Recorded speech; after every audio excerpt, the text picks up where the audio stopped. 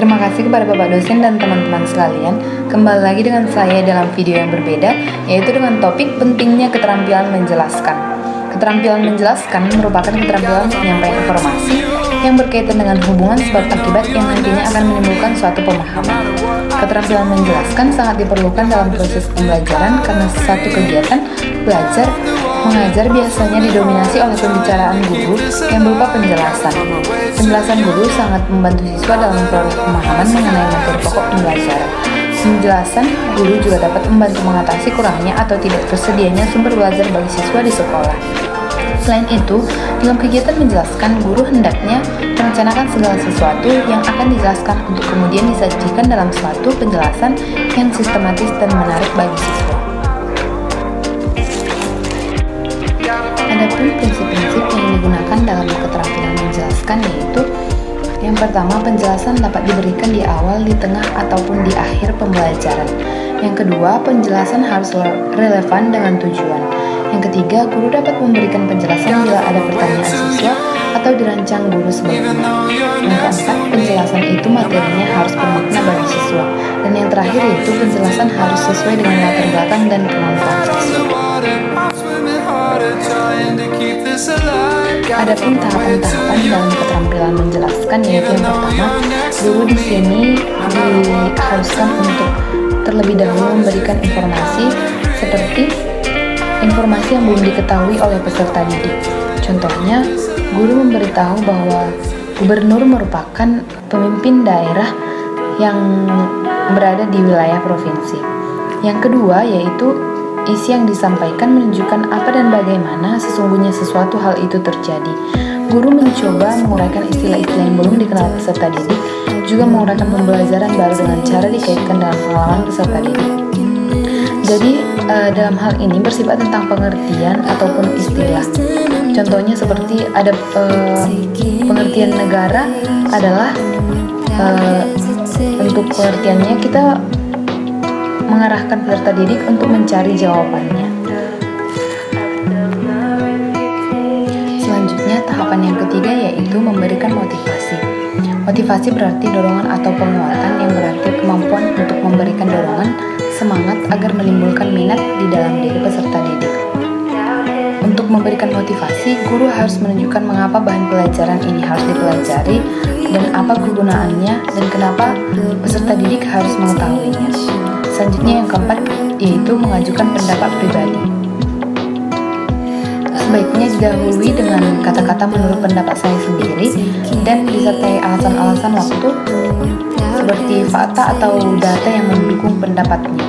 Kemudian karena pendapat yang bersifat subjektif, maka siswa harus diberikan kebebasan untuk mengajukan pendapatnya sendiri. Tahapan yang kelima yaitu pemberian contoh. Memberikan contoh yang nyata agar siswa mendapatkan pemahaman yang baik dan meyakinkan peserta didik terhadap materi pelajaran yang telah dipelajari. Dan untuk tahapan yang terakhir yaitu adalah tahap latihan. Dengan tahap latihan, siswa secara individu atau dengan bimbingan guru mencari hubungan sebab akibat pada peristiwa yang terjadi sebelumnya. Seperti di akhir pembelajaran kita mengarahkan siswa untuk mengetahui dan menggali sampai di mana pengetahuan mereka melalui materi yang kita jelaskan kepada mereka. Bentuk dari latihan ini bisa seperti memberikan esai ataupun kuis kepada semua peserta didik yang ada di ruangan kelas.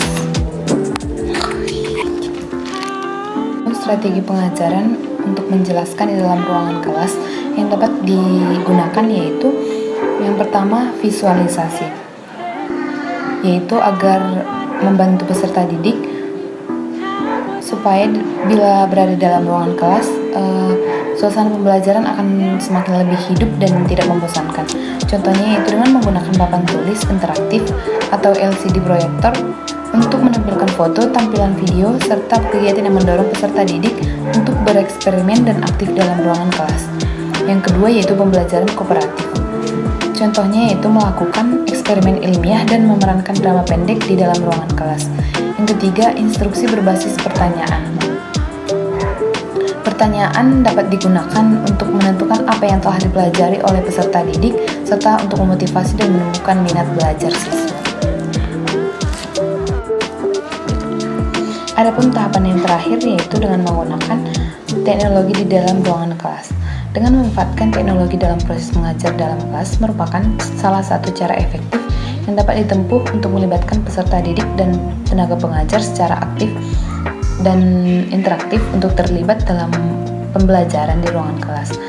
Melihat perkembangan zaman saat ini, peserta didik dalam abad ke-21 tentunya sudah sangat akrab dengan media digital. Jadinya dalam ruangan kelas ketika kita menyuruh peserta didik untuk membuka smartphone ataupun media teknologi yang lainnya, kita akan lebih mudah dalam mengajar mereka karena mereka juga akan terlibat secara aktif dan secara langsung dalam penyampaian materi pembelajaran yang disampaikan oleh tenaga pengajar. Baiklah, demikian video yang dapat saya sampaikan mengenai topik pentingnya keterampilan menjelaskan di dalam ruangan kelas. Apabila ada kesalahan, saya mohon maaf dan terima kasih kepada Bapak dosen serta teman-teman sekaliannya. Untuk itu saya mengucapkan terima kasih.